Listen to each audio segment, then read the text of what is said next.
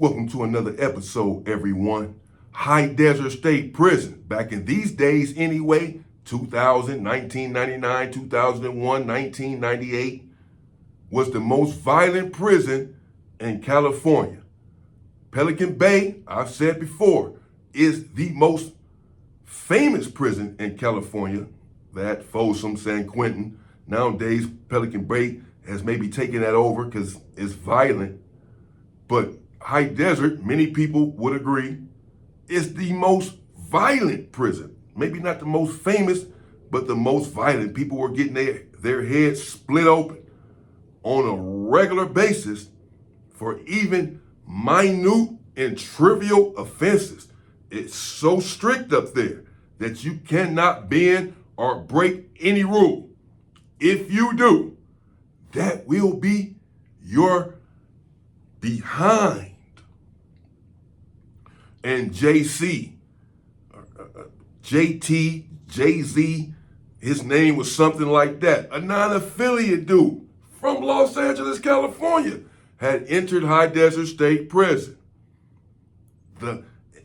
He entered inside a lion's den. But old JT or JC was holding his own for some time before it was found out that he had bad charges, very bad. JT had committed an insane and insanely vicious crime. And he was able to keep that hidden for some time. Eventually, however, it was exposed. And well, JT, he suffered an unimaginable fate. And JT first hit the yard, let's call him JT. When he first hit the yard, he had garnered the respect of many there in High Desert. He wore the little specs, what we call back in those days specs, the little glasses, little player type glasses. Kept his head low, cut in waves. Dark brown skinned dude. He used to walk around fresh all the time, popping it. You'd have thought that he was like a pimp almost. A young dude, though, a younger dude. But you thought he was more like a pimp player type. Wasn't on any sort of narcotics that I could see, and was working out, and really, for the most part, staying to himself. He had a little personality about him that sort of drew people to him, but for the most part, he didn't get involved in any of the shenanigans or politics there on the yard in High Desert. He stayed to himself and was in a cell with another non-affiliate, also from Los Angeles, California. But while there in the cell, JT got into it with his cellie. This is a common thing there in prison. Individuals have spats over whatever, particularly there in a cell. And when they got into it, his cellie, JT cellie, asked him to run it by him again. Exactly what he was in prison for. It seems like JT cellie could possibly be barking up the wrong tree. He's upset now over their own personal gripe. And apparently he felt like, from what JT had told him about his charges, about his crime, it could in fact warrant a removal. Nevertheless, he had kept this information silent until he got into it with JT. And now he's coming out to the yard, calling himself exposing the crimes, the dastardly crimes, in fact, that JT was incarcerated for.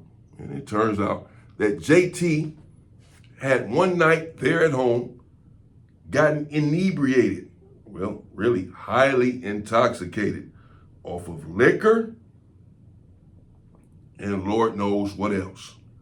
According to the paperwork, according to the police reports, according to the trial transcripts, he had been hallucinating even off of some sort of substance, had JT, even though he was a younger dude, had already gone down the wrong path.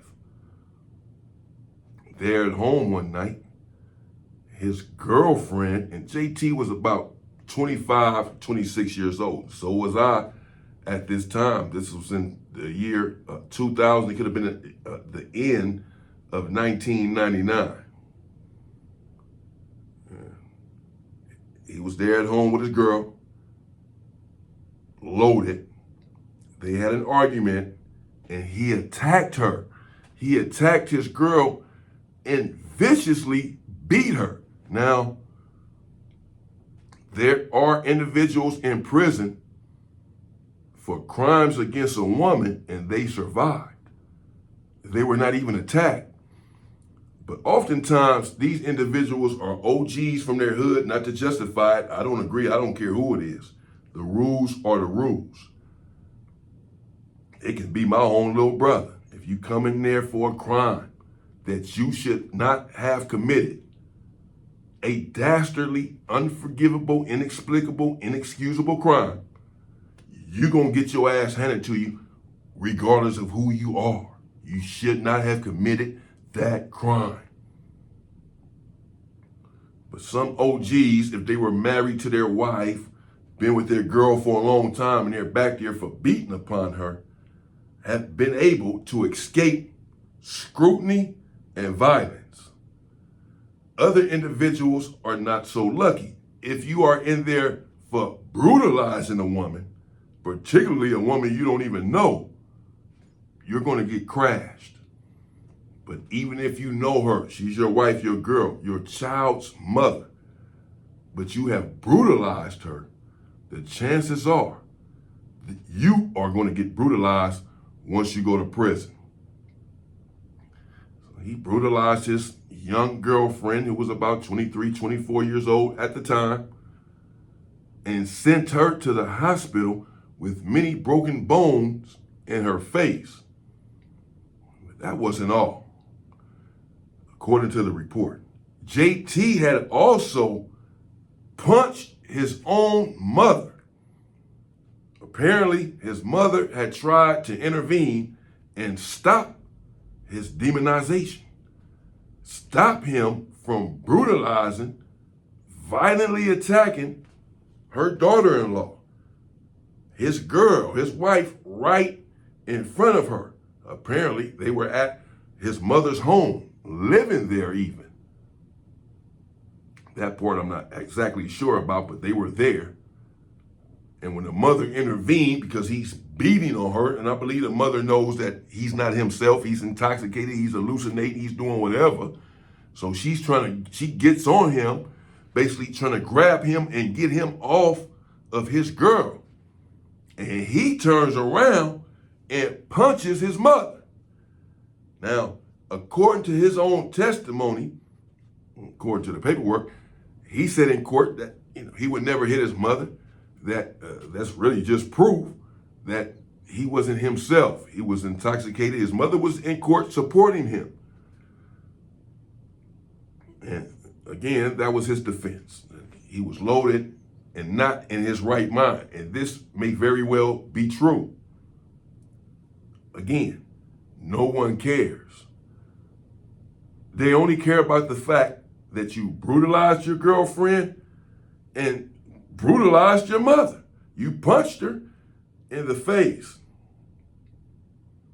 He did not continue the attack on his mother like he did his girlfriend, but he did punch her in the face. And his cellie, JT Cellie, had got a hold of his paperwork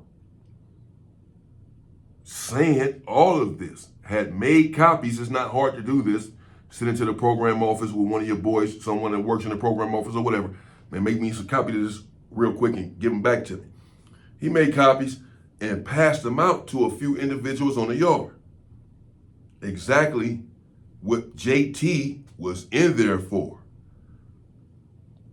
And when the individuals got this paperwork and they saw it with their own eyes in black and white, the proof was there that JT was inclined to bestial behaviors and couldn't be trusted if he would viciously attack his own mother.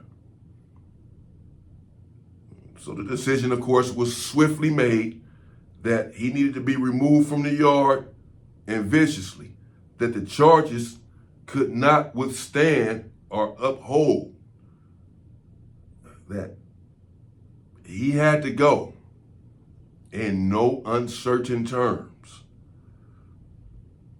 JT is still running around the yard, not knowing that people on the yard have read his paperwork, that his cellie has betrayed him, if you will.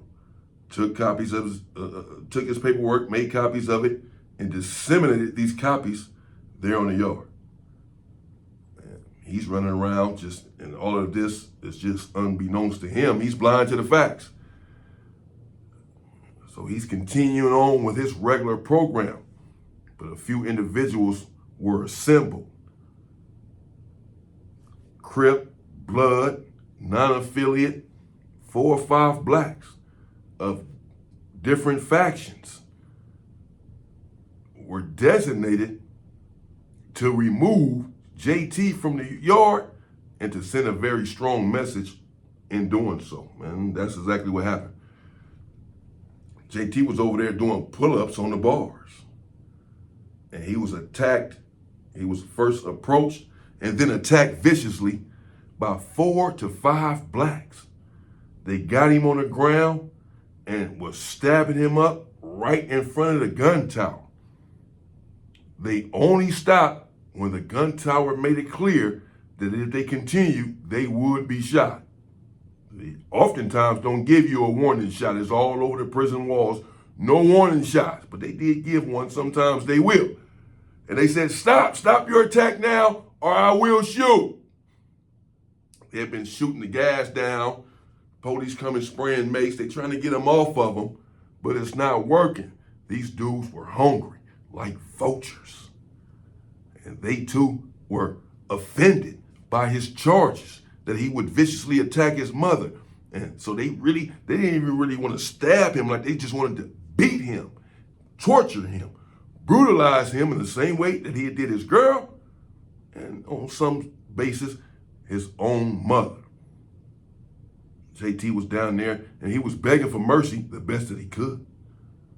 But there was no mercy in sight as they continued to stab, beat, and even stomp upon his head area. I was beginning to think he may not survive this attack. That's how vicious it was. They came, put him on a stretcher. After they got calm, restored on the yard, laid everybody down, did yard recall, came and put him on a stretcher and took him out. According to reports that we received later on that day and the next day and such, he did survive the attack, but barely. He would never really be the same again. They beat him badly. His face was bloody. His eyes were closed. His cheekbones were sliced and open. He was a bloody mess, leaving out on a stretcher on the yard for brutalizing his mother, for attacking her, regardless of the reason that he said he did it. Again, no one cares and no one wants to hear it. Do not go to prison for a crime that you cannot justify, for a crime against a woman, an elderly person, or a child. Chances of you making it out of there with those kind of charges are slim to none. Stay free, people.